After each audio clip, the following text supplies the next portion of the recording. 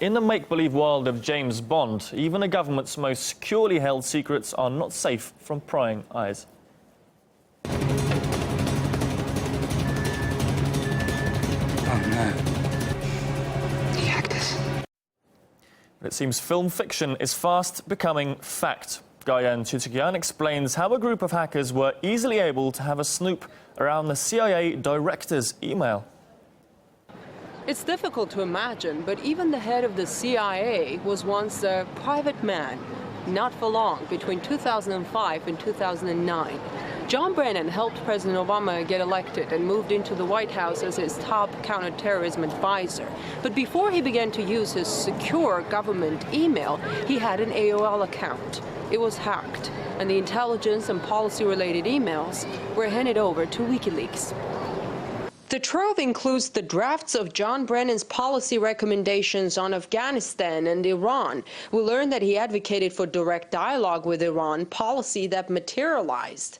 Another recommendation, this time from the vice chairman of the Senate Intelligence Committee, was a change in America's torture policy, which was later passed into law. We learned that in 2008, the senator suggested that instead of enumerating which interrogation techniques are allowed, the law should list the ones that are prohibited, so that new interrogation techniques can be developed, which will comply with the law just by virtue of not being forbidden. If it's necessary, I hope that they will use the other techniques that have been described to us that are like but different from those in the Army Field Manual. But apart from policy-related emails, WikiLeaks has published the questionnaire that John Brennan filled out for his national security position, where you can find out all of the addresses that he had from when he was born, people he knew, their contact information, where he traveled, his passport number, information on all his relatives, and more. The American authorities are probably quite embarrassed at this point. The fact that someone as senior as John Brennan is using AOL for his email is kind of disturbing in this time. Somebody who is supposedly responsible for safeguarding the security of America is using a very easy-to-hack email account and clearly not taking any precautions. None of these emails appear to be encrypted. There's no additional steps taken to protect his personal information. The only good thing about it is that there weren't any classified documents amongst the emails. Also, the email dump contains a list with all email addresses that Mr. Brennan was in contact with via this account.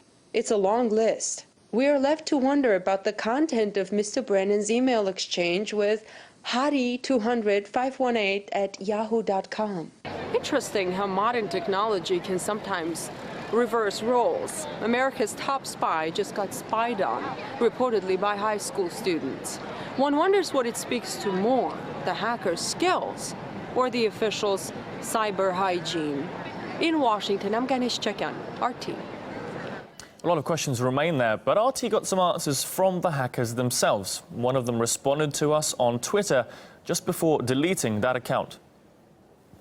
How hard was it to hack into his AOL account? Could you please explain how you managed to do that? It was relatively easy. We just pretended we worked for Verizon and that we needed additional information about Brennan. They were basically stupid enough to believe whatever we say without first verifying our identity. That was the first major problem. So you called Mr. Brennan and told him that you hacked his account. What did he say? He asked, "What do you want?" We jokingly said, $2 trillion. Then he said, "Really, how much do you want?" We then said, "We just want Palestine to be free and for the US government to stop funding Israel to kill innocent Palestinians." Well, the CIA director's emails were reportedly hacked by a group of 6 people, including teenagers. Most of them are based in the US. One member, though, is from the UK. They all work together but have never met, and they don't want to stop, promising to reveal more hacks on November the 5th. Do you have any specific plans on targeting someone else? I cannot reveal specific details on our next target, but we've already compromised accounts of other high officials in the government. Well, while the questions of how and what's next are important, perhaps the crucial one is why. Another member of the hackers team explained to us their motivation. He requested his voice was disguised, especially for the interview.